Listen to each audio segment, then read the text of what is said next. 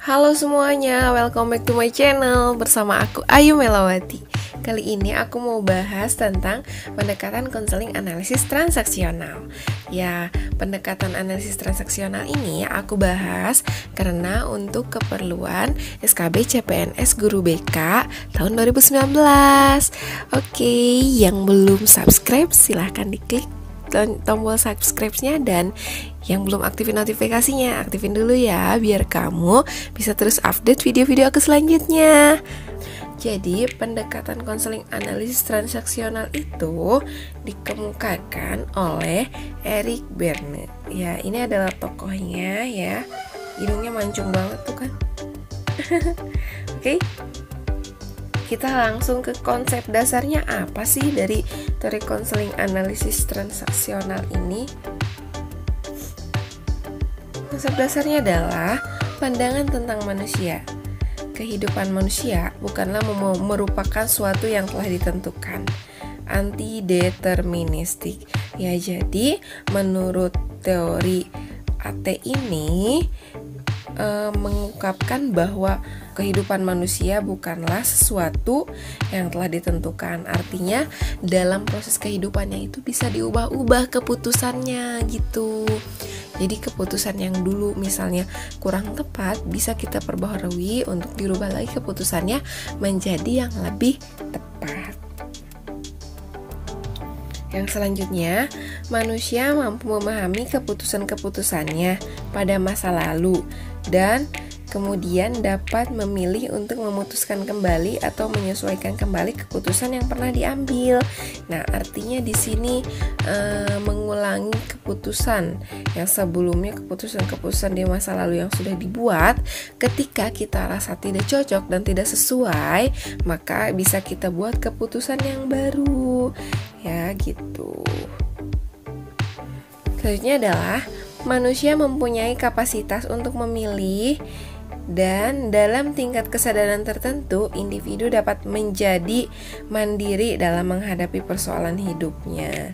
Ya, jadi di sini menunjukkan bahwa manusia itu punya kemampuan untuk memilih, untuk menentukan keputusannya, serta pada tingkat kesadaran tertentu, pada umumnya manusia dapat menghadapi persoalan atau permasalahannya sendiri gitu. Oke, kita lanjut lagi ke asumsi perilaku bermasalah. Ya, yang pertama, individu tidak memiliki kemampuan untuk membuat keputusan yang bermakna bagi dirinya. Nah, jadi menurut konseling analisis transaksional ini, asumsi perilaku bermasalah itu ketika individu tidak dapat memiliki atau tidak memiliki kemampuan untuk membuat keputusan yang bermakna bagi hidupnya gitu. Maka itu disebut sebagai seseorang yang memiliki perilaku bermasalah. Yang selanjutnya adalah individu tidak mempunyai kemampuan untuk memahami keputusan-keputusan yang mereka buat pada masa lalu. Nah, karena pada masa lalu tersebut mereka sudah membuat keputusan, namun pada saat membuat keputusan tersebut mereka tidak memahami gitu apa yang mereka putuskan itu. Nah, karena tidak memahami apa yang mereka putuskan itu, jadi perilakunya itu bisa, dari keputusan itu bisa menimbulkan masalah, sehingga perlu dibuatnya keputusan-keputusan baru gitu ya. Yang selanjutnya adalah individu menjadi tipe orang penyendiri, tidak mampu bersosialisasi dengan baik. Asumsi perilaku bermasalah juga menunjukkan bahwa pada diri individu yang tidak mampu bersosialisasi dengan baik. Yang selanjutnya adalah selalu tergantung pada orang lain dan tidak percaya pada kemampuan sendiri. Ya, perilaku bermasalah juga terjadi pada seseorang yang tidak memiliki kepercayaan diri. Artinya dia selalu bergantung kepada orang lain gitu, kalau menurut teori analisis transaksional ini ya. Yang terakhir, asumsi perilaku bermasalahnya yaitu cenderung menjadi individu yang tertutup. Jadi ini menjadi individu yang tertutup juga termasuk sebagai asumsi perilaku yang bermasalah dari teori konseling analisis transaksional ini gitu ya. Yang selanjutnya adalah tujuan konseling. Yang pertama, membantu klien untuk membuat keputusan baru yang menyangkut tingkah lakunya sekarang dan arah hidupnya. Jadi, teori konseling transaksional ini atau analisis transaksional ini lebih menekankan kepada tingkah lakunya sekarang dan bagaimana arah hidupnya ke depan. Artinya, keputusan-keputusan yang sudah dibuat di masa lalu yang tidak tepat tersebut bisa kita perbaharui, bisa kita barukan lagi keputusannya agar sesuai dengan tingkah lakunya yang diharapkan sekarang dan untuk arah hidupnya ke depan gitu ya. Yang selanjutnya adalah yang kedua, memberikan kepada klien suatu kesadaran serta kebebasan untuk memilih cara-cara serta keputusan-keputusan mengenai posisi kehidupannya serta menghindari klien dari cara-cara yang bersifat deterministik. Ya, artinya di sini memberikan kebebasan dari suatu kesadaran konseli agar bisa memilih cara-cara serta keputusan-keputusan mengenai posisi kehidupannya. Jadi dia dapat memilih, konseli itu dapat memilih keputusan-keputusannya gitu. Diberikan kebebasan ya, artinya tidak ditentukan oleh siapapun gitu. Dan menghindari, kan di sini diungkapkan menghindari cara-cara yang bersifat deterministik. Jadi menghindari cara-cara yang memang sudah ditentukan gitu. Jadi sesuatu yang sudah ditentukan itu dihindari gitu. Karena kan semua yang ada dalam kehidupannya itu bisa diperbaharui gitu dari analisis transaksional ini. Selanjutnya adalah memberikan bantuan kepada klien berupa kemungkinan-kemungkinan yang dapat dipilih untuk memantapkan dan mematangkan status egonya. Ya, jadi memberikan bantuan gitu ya. Artinya ini nih seperti ini kemungkinan-kemungkinan status ego yang akan kamu pilih gitu. Status ego bisa ego orang tua, bisa ego dewasa atau ego anak gitu. Kemungkinan-kemungkinannya diberikan pemahaman kepada konseli. Yang keempat, pencapaian otonomi yang diwujudkan dengan penemuan kembali 3 karakteristik, yaitu kesadaran, spontanitas, dan keakraban. Kita lanjut ke deskripsi konseli. Ya, dari deskripsi konselingnya ini, yang pertama adalah dalam situasi transaksional yang aktif antara konselor dengan konseli, konselor memiliki tanggung jawab untuk memelihara perhatian transaksi. Jadi konselor di sini bertanggung jawab untuk memelihara perhatian transaksi si konseli gitu. Transaksi dalam membuat keputusan gitu ya. Yang selanjutnya, diutamakan klien membuat kontrak-kontrak dengan terapis untuk mencapai perubahan-perubahan spesifik yang diinginkan. Apabila kontrak telah selesai, maka terapi diakhiri. Ya, jadi analisis transaksional ini bentuknya seperti membuat kontrak antara klien dengan konseli gitu, dimana kontrak-kontrak tersebut yang nantinya akan dijalankan oleh konseli, dan kontrak tersebut ketika sudah selesai dilaksanakan atau direalisasikan oleh konseli, maka bisa diakhiri proses konselingnya. Yang selanjutnya adalah transferensi dan kebergantungan kepada terapis ditiadakan. Artinya di sini menjadikan konseli itu mandiri, dapat membuat keputusan yang selanjutnya dalam hidupnya gitu. Jadi tidak bergantung kepada konselor ya. Yang selanjutnya adalah berdasarkan analisis yang dibuat antara keduanya, konselor dapat memberikan bantuan pemecahan masalah melalui permission, memberi kebebasan melakukan sesuatu yang dilarang orang tua. Protection, menciptakan rasa aman. Potential, konselor berusaha dengan cara mengembangkan kemampuan untuk kepentingan kesejahteraan klien. Jadi konselor itu bisa membantu klien dengan tiga pemecahan ini. Artinya permission itu menjadikan konseli bisa melakukan sesuatu yang dilarang orang tuanya gitu. Karena kan di sini keputusan itu tidak ditentukan gitu. Keputusan itu tidak dengan harus yang sudah ditentukan. Jadi kalau orang tua sudah menentukan itu, kamu tuh harus ini, kamu harus ini, kamu sudah seperti ini. Jadi pada saat melakukan konseling analisis transaksional ini diberikan kesempatan untuk melakukan sesuatu yang dilarang orang tuanya. Artinya keluar dari apa yang sudah ditentukan orang tua gitu. Nah, kalau protection ini artinya menciptakan rasa aman pada diri klien gitu ya. Kalau potential artinya di sini konselor berusaha bagaimana agar konseli bisa mengemukakan atau mewujudkan semua kemampuannya itu untuk kepentingan kesejahteraannya sendiri gitu. Yang selanjutnya adalah teknik konseling. Konsep dan teknik utama dalam analisis transaksional atau TA secara khusus dilakukan dalam situasi kelompok. Ada beberapa teknik dasar dalam konseling transaksional analisis atau analisis transaksional, yaitu analisis struktural. Analisis struktural ini bertujuan untuk memahami apa ego yang dimiliki oleh konseli lebih cenderung kemana gitu, sehingga dapat menentukan pertimbangan-pertimbangan apakah konseli itu lebih cenderung ke ego anak, apa ke ego orang tua atau ke ego dewasa. Analisis transaksional artinya di sini tekniknya itu cara bagaimana konseli itu membuat transaksi-transaksi seperti membuat keputusan-keputusan yang berupa kontrak-kontrak dengan konselor.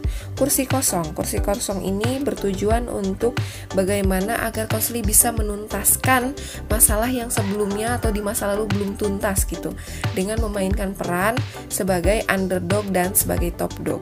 Oke, selanjutnya adalah bermain peran. Bermain peran ini artinya agar konseli merasakan peran-perannya sebagai seseorang yang terlibat dalam hidupnya gitu. Percontohan keluarga. Di sini konseli berperan sebagai produser, aktor, dan sebagai sutradara. Artinya konseli merasakan semua peran tersebut dan dilibatkan dalam suatu keluarga gitu. Bagaimana sih yang dirasakannya, bagaimana tingkah lakunya gitu. Di sini dilakukan di percontohan keluarga. Yang selanjutnya adalah analisis ritual, hiburan, dan permainan. Analisis permainan dan ketegangan, analisis skenario. Ya, ini dari bentuk seperti bagaimana sih cara kita agar bisa merasakan seperti apa ritual, hiburan, dan permainan agar kita menyadari agar konselor tersebut menyadari peran-perannya gitu dalam permainan tersebut gitu. Yang selanjutnya adalah peran utama konselor. Peran utama konselor adalah konselor berperan sebagai guru, pelatih, dan narasumber. Sebagai guru, konselor menerangkan konsep-konsep seperti analisis skenario dan analisis permainan. Sebagai pelatih, konselor mendorong dan mengajari agar klien mempercayai ego dewasanya sendiri. Membantu klien dalam hal menemukan kondisi masa lalu yang tidak menguntungkan. Yang selanjutnya adalah menolong klien mendapatkan perangkat yang diperlukan untuk mendapatkan perubahan. Ya, paham ya dari kata-katanya. Oke, kita lanjut ke kelebihan dari konseling analisis transaksional ini. Jadi kelebihannya adalah yang pertama, punya pandangan optimis dan realistis tentang manusia. Artinya optimis bahwa manusia bisa mengubah keputusannya untuk kehidupan yang sekarang dan ke masa depannya gitu ya, optimis. Lebih menekankan waktu sekarang dan di sini ya. Meningkatkan keterampilan berkomunikasi. Karena di sini banyak banget teknik-teknik konseling yang menggunakan teknik komunikasi ya, seperti bermain peran, kemudian analisis transaksional, apalagi kemudian percontohan keluarga, itu semuanya lebih mendukung kepada teknik keterampilan berkomunikasi. Yang selanjutnya adalah mudah diobservasi karena bentuknya adalah konseling yang memang konseling itu bisa melakukan hal sesuai dengan kontrak-kontraknya, jadi mudah diobservasinya karena sudah ada kontrak yang telah dibuatnya gitu ya. Yang selanjutnya adalah kekurangannya. Kekurangan dari konseling analisis transaksional ini, yang pertama adalah konsep dan prosedurnya tidak dapat dijadikan objek pengujian untuk mendapatkan validitas ilmiah. Ya, jadi seperti bermain peran, seperti itu tuh kurang mendapatkan validitas ilmiah gitu ya. Data empiris yang objektif sangat kurang ya, karena secara pengalaman yang benar-benar terjadi itu kurang ya. banyak terminologi atau istilah yang digunakan dalam arti cukup membingungkan, ya seperti percontohan keluarga atau apalagi ada juga nanti tentang ego state gitu kan. Ini banyak-banyak menggunakan istilah yang memang cukup membingungkan gitu. Yang selanjutnya adalah meminimalkan atau mengabaikan aspek emosional, karena dari analisis transaksional ini lebih mengutamakan pada aspek kognitif, ya artinya merubah kognitif gitu, bagaimana cara ia membuat keputusan secara kognitif gitu. Kurang efisien terhadap kontrak treatment, ya jadi kontrak-kontraknya itu kurang efisien. Contoh penerapan, baik diterapkan untuk meningkatkan self-esteem pada diri klien. Nah, yang perlu kita tahu, ego state apa aja sih atau status ego apa aja sih yang ada dalam analisis transaksional ini, yaitu ada ego orang tua, ego dewasa, dan ego anak. Untuk ego orang tua artinya adalah bagian kepribadian yang menunjukkan sifat-sifat orang tua atau merupakan introyeksi lebih kepada perintah dari orang tua gitu. Ego orang tua ini berisi perintah-perintah harus dan semestinya. Orang tua dalam diri kita bisa orang tua memelihara atau orang tua pengkritik. Jika ego orang tua itu dialami kembali oleh kita, maka apa yang dibayangkan oleh kita adalah perasaan-perasaan orang tua kita dalam suatu situasi, atau kita merasa dan bertindak terhadap orang lain dengan cara yang sama dengan perasaan dengan tindakan orang tua kita terhadap kita. Jadi menyamakan perasaannya itu sesuai dengan perintah atau instruksi orang tuanya gitu. Ketika dia memperlakukan orang lain itu sesuai dengan perintah dari orang tuanya gitu, ketentuan-ketentuan yang sudah diharuskan dari orang tuanya gitu. Itu adalah status ego orang tua. Kemudian ke status ego dewasa. Status ego dewasa ini menurutku adalah yang paling bijak ya. Ego orang dewasa adalah pengolah data dan informasi yang merupakan bagian objektif dari kepribadian.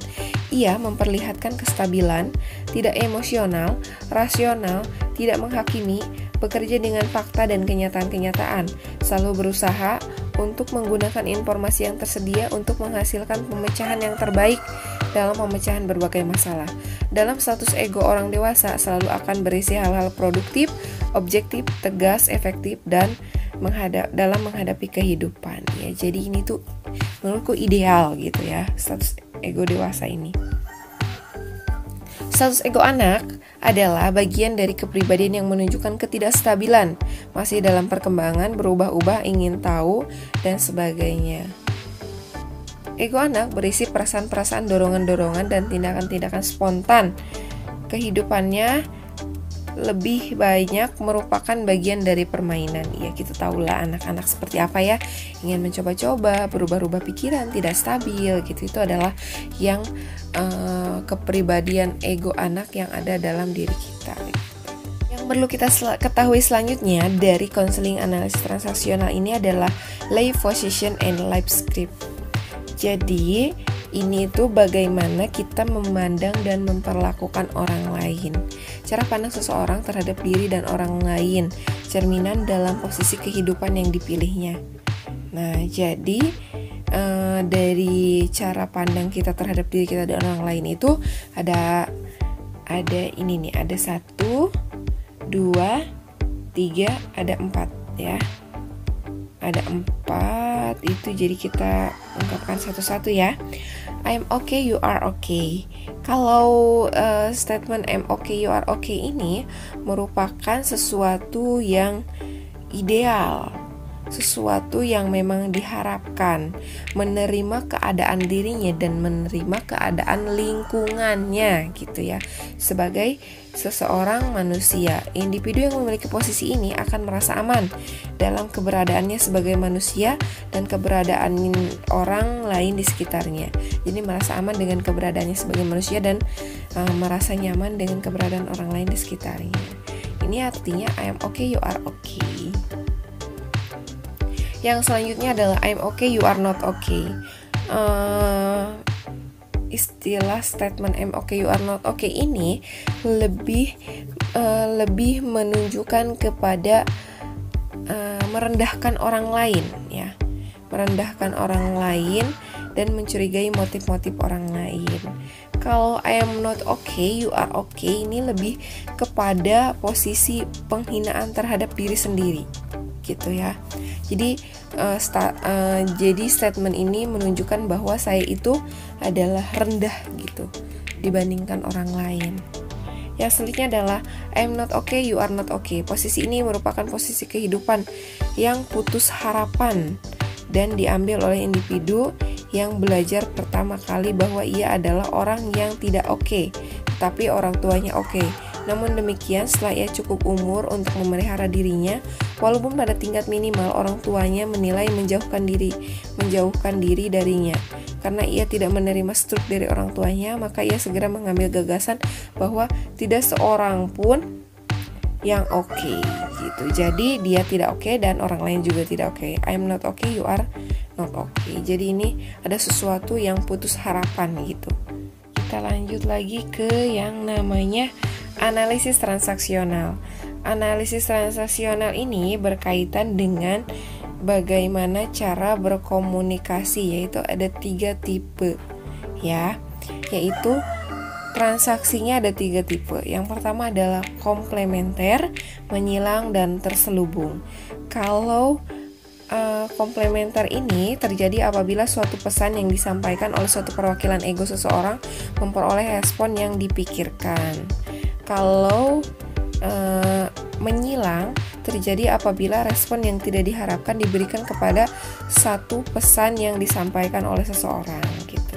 Nah, kalau terselubung ini merupakan suatu transaksi yang kompleks yang terjadi apabila lebih dari satu perwakilan ego terlibat, serta seseorang menyampaikan pesan terselubung pada orang lainnya. Biasanya diikuti dengan bahasa nonverbal.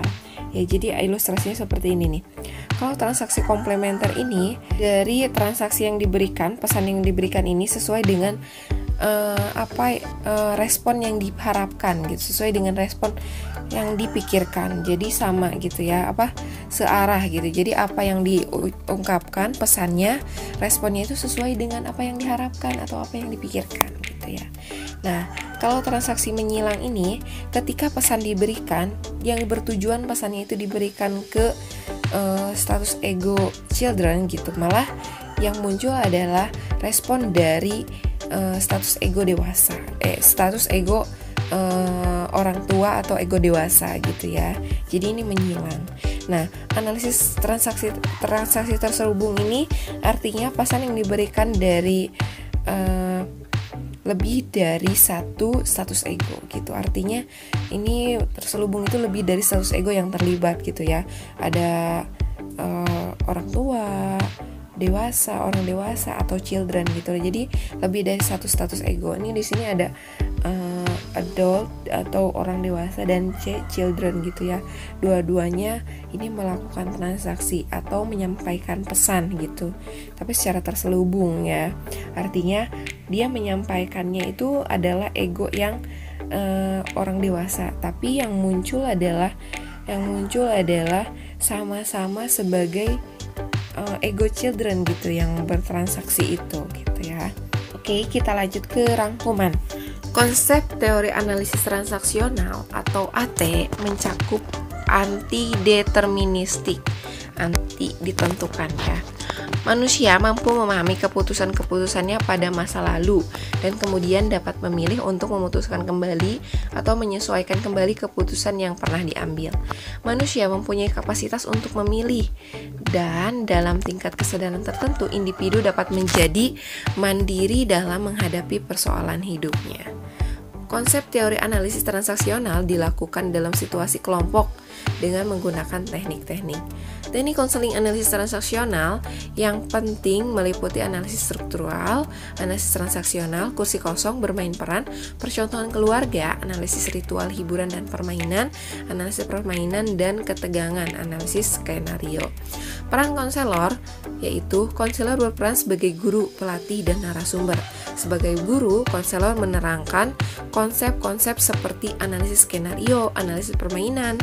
Sebagai pelatih, konselor mendorong dan mengajari agar klien mencapai ego dewasanya sendiri, membantu klien dalam hal menemukan kondisi masa lalu yang tidak menguntungkan, menolong klien mendapatkan perangkat yang diperlukan untuk mendapatkan perubahan. Oke, kita langsung lanjut lagi ke latihan soalnya ya. Yang pertama, pandangan tentang manusia menurut teori analisis transaksional melingkupi diantaranya A. Manusia mempunyai kapasitas untuk memilih dan dalam tingkat kesadaran tertentu individu dapat menjadi mandiri dalam menghadapi persoalan hidupnya. B. Manusia secara esensial bersifat biologis, terlahir dengan dorongan-dorongan instinktif. C. Manusia memiliki kapasitas untuk menilai diri dan mampu membawa dirinya untuk mengaktualisasikan diri. D.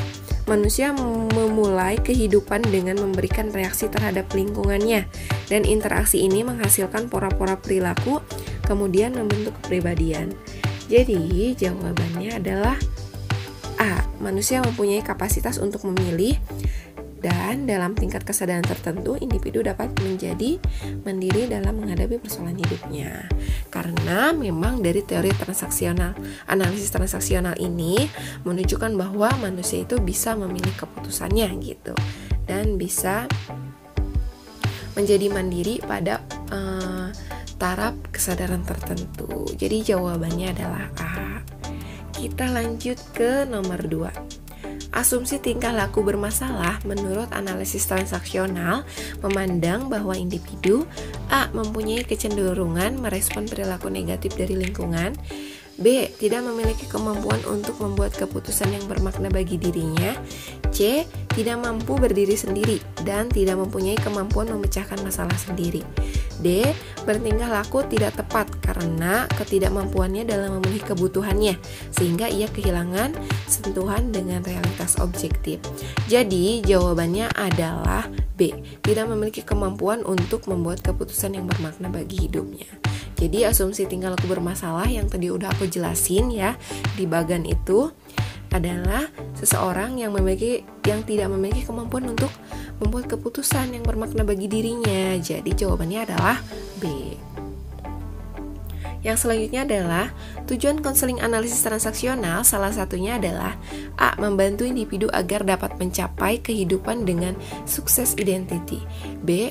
membantu individu mencapai perkembangan kesempurnaan sebagai aspek kehidupan manusia, C. membantu klien untuk membuat keputusan baru yang menyangkut tingkah lakunya sekarang dan arah hidupnya, D. memberikan kesempatan kepada klien untuk menghadapi situasi yang selama ini gagal mengatasinya.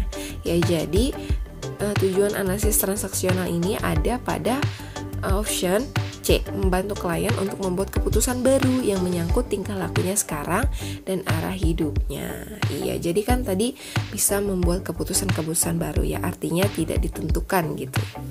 Artinya tidak harus terpaku pada ketentuan-ketentuan, maksudnya gitu. Jadi option yang benar adalah C. Yang nomor 4. Teknik-teknik konseling analisis transaksional diantaranya adalah A. asosiasi bebas, B. desensitisasi, C.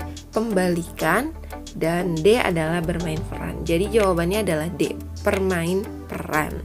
Tadi kan udah aku sebutin tuh di atas, di bagian di atas, bahwa teknik-teknik analisis transaksional itu adalah salah satunya melalui bermain peran. Jadi jawabannya adalah D. Nomor 5. Peran utama konselor dalam konseling analisis transaksional adalah A. konselor berperan sebagai guru, pelatih, dan narasumber, B. membantu klien untuk menembus jalan buntu dengan cara-cara menghadirkan situasi yang mendorong klien untuk berbuat sesuatu, C. membantu klien untuk menembus jalan buntu dengan cara-cara menghadirkan situasi yang mendorong klien untuk berbuat sesuatu, D. mengajarkan konseli untuk mengevaluasi perilakunya.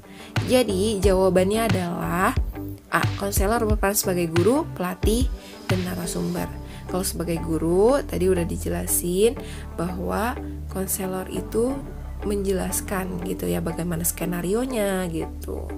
kalau pelatih, bagaimana konselor memberikan pemahaman dan cara-cara kepada konseli agar konseli mampu memahami, memberikan kesadaran pada ego dewasanya gitu ya. Oke, kita udah dapet jawabannya adalah A. Nah, itu adalah pembahasan dari aku tentang dari pendekatan konseling analisis transaksional. Nah, ini adalah pemaparan dari modul P4TK ya. Oke, semoga apa yang aku bahas dan aku jelasin ini bisa bermanfaat untuk teman-teman semuanya. Dan buat kita-kita yang mau ikut SKB CPNS 2019, semoga kita dilancarkan ya dan bisa menjadi CPNS tahun ini, lolos CPNS tahun ini. Amin. Oke, cukup sekian dari aku. Sampai jumpa. Tunggu aku di video selanjutnya ya.